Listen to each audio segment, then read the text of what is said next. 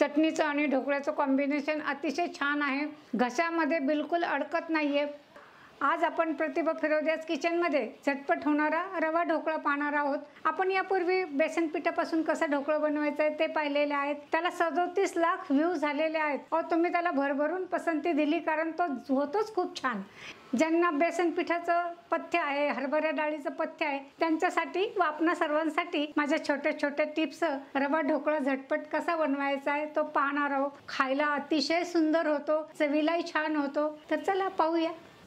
झटपट रवा ढोकळा बनवण्यासाठी मी येथे जी नेहमी भाजीची वाटी दाखवते ती गच्च भरून बारीक रवा घेतलेला आहे। तर तुम्ही 1 ते सव्वा वाटी रवा घेऊ शकता। त्याच वाटीने आंबट अर्धा ते पाऊण वाटी दही घ्यायचं आहे। त्याच वाटीने मी अर्धी वाटी पाणी घेतलेलं आहे। दही आपल्याला आंबटच घ्यायचं आहे। हे मिश्रण व्यवस्थित मिक्स करून घ्यायचं आहे।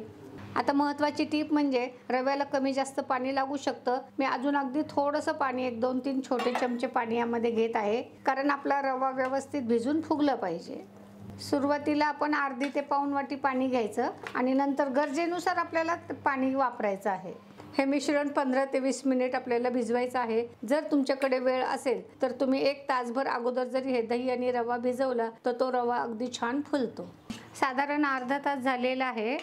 आता हे तुम्ही पाहू शकता, बॅटर आपलं घट्ट झालेलं आहे। तर आपल्याला यामध्ये गरजेनुसार पाणी टाकायचं आहे। पाणी थोडंच टाकायचं आहे। फार पातळ जर बॅटर झालं तर तो ढोकळा चांगला होत नाही। परत मी थोडंसं पाणी घेतलेलं आहे। थोडं पाणी घेऊनच आपल्याला हे बॅटर बनवायचं आहे। अशा पद्धतीचं आपलं हे बॅटर तयार झालं पाहिजे। हे पहा, बॅटर फार घट्ट झालं तर ते ढोकळे कडक होतात, पातळ झालं तर व्यवस्थित फुगत नाही। थंडीला सुरुवात झालेली आहे म्हणून मी आज ही अळीवाची खीर केलेली आहे। आपल्या शरीरासाठी पोषण मूल्य वाढण्यासाठी आणि हाडं बळकट होण्यासाठी, किंवा तुम्हाला आतमध्ये कुठे हाडांची इंजुरी वगैरे असेल त्यासाठी अळीवाची खीर नक्की करून प्या। मी थंडीत नेहमी करते। आपली याची रेसिपी आपल्या चॅनलवर आहे। हे अळीवाची खीर कुणीही पिऊ शकतं, बाळंतीण पण पिऊ शकते। आधेमध्ये हे खीर घेत जा। ही खीर रोज प्यायची नाहीये, हे महत्त्वाचं आहे। अर्धा चमचा मीठ घेतलेला आहे, पाव चमचा हळद पावडर घेतलेली आहे, पाव चमचा हिंग घेतलेला आहे। तुम्हाला जर तिखट थोडीशी टेस्ट हवी असेल तर अगदी थोडीशी, माझ्याकडे मिरची खूप तिखट आहे, मी थोडीशीच घेतली आहे। तुम्हाला प्लेन करायचं असेल तर फक्त मीठ हळद टाकूनच तुम्ही हे बनवू शकता। आणि थोडंसं मी आलं किसून घेतलेलं आहे। या आलं आणि मिरचीमुळे आपला ढोकळा छान चवदार लागतो। पाव चमचा साखर घेतलेली आहे, तुम्हाला नको असेल तर नाही टाकली तरीही चालेल। ढोकळा जरा मऊ होण्यासाठी यामध्ये मी मोठे 2 पोह्याचे चमचे तेल घेतलेलं आहे। बॅटर व्यवस्थित मिक्स करून घ्यायचं आहे। सारखं फेटल्यामुळे बॅटर एकदम फुललेलं आहे। हे पहा, बॅटर हलकं होत चाललंय। गॅसवर मी कढईमध्ये एक स्टँड ठेवून त्याच्यामध्ये पाणी चांगलं उकळू द्यायचं आहे, मगच हे बॅटर आपल्याला त्याच्यामध्ये ठेवायचं आहे। आता माझ्याकडे स्टीलचा पसरट डबा आहे। आता आपल्याला हे बॅटर कशामध्ये बसेल ह्या मापानुसारच आपल्याला भांडं घ्यायचं आहे ना, किंवा तुम्ही असे तुमच्याकडे ॲल्युमिनियमची कढई असेल, खाली स्टँड ठेवा, त्याच्यामध्ये बसेल, आतमध्ये बसेल असं ताट असेल तर त्याच्यामध्ये पण हा ढोकळा तुम्ही वाफवून घेऊ शकता। फक्त झाकण व्यवस्थित वरचं बंद असलं पाहिजे, जेणेकरून आपली वाफ बाहेर नाही गेली पाहिजे।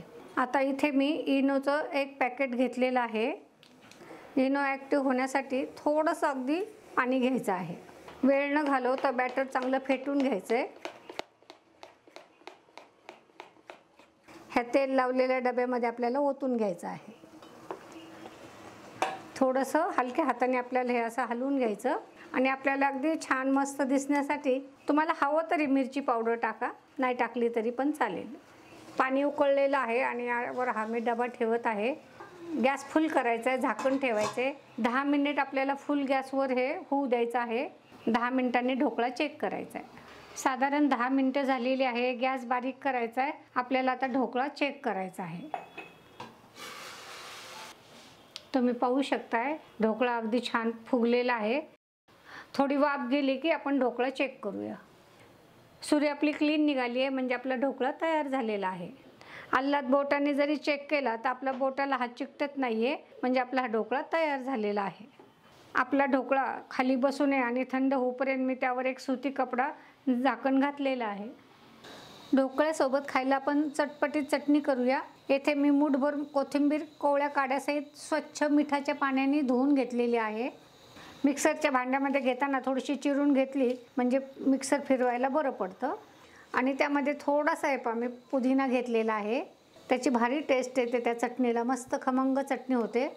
मला चटणी फार तिखट करायची नाही आहे, पण ही मिरची खूप तिखट आहे म्हणून मी अगदी छोटासा तुकडा मिरचीचा घेतला आहे. थोडंसं आलं असं कुटून घेतलेलं आहे. आपल्याला थोडासा शेंगदाण्याचा मी कूट घेतला आहे. तुमच्याकडे भाजलेले शेंगदाणे किंवा कच्चे शेंगदाणे असेल ते घेतले तरी चालू शकेल.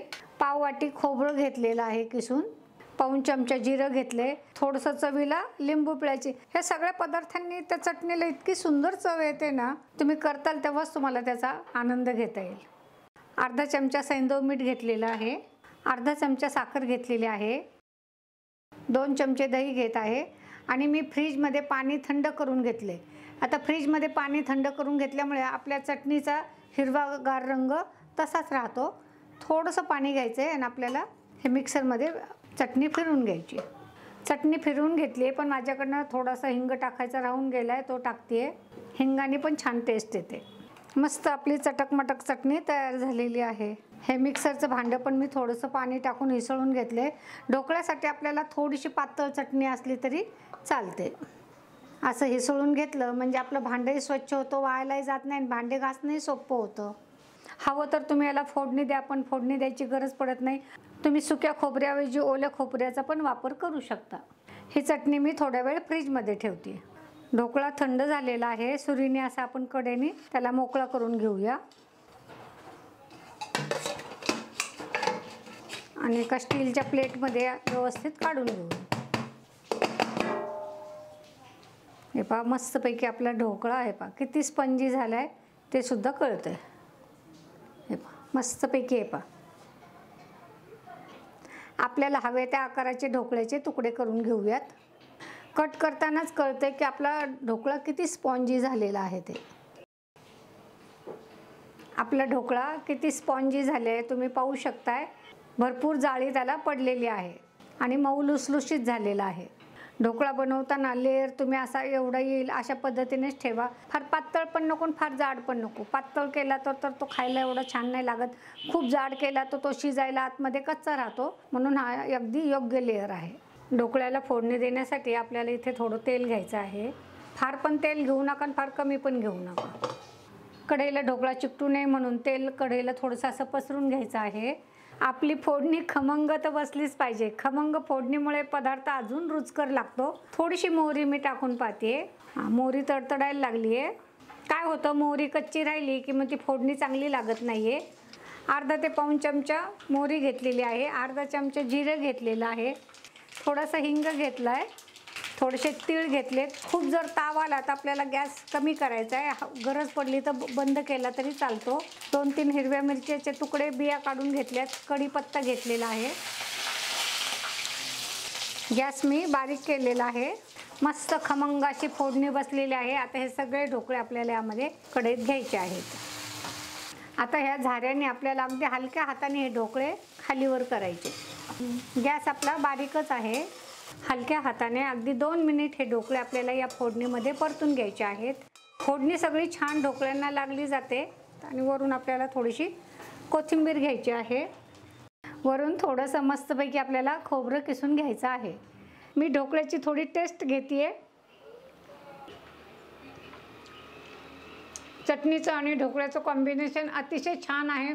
घशामध्ये बिलकुल अडकत नाही आहे. हा ढोकळा बनवायचा आहे. रेसिपीला लाईक करायचं आहे. भेटायचे परत आपल्या नवीन एखाद्या रेसिपीसहित. आपणा सर्वांचे धन्यवाद.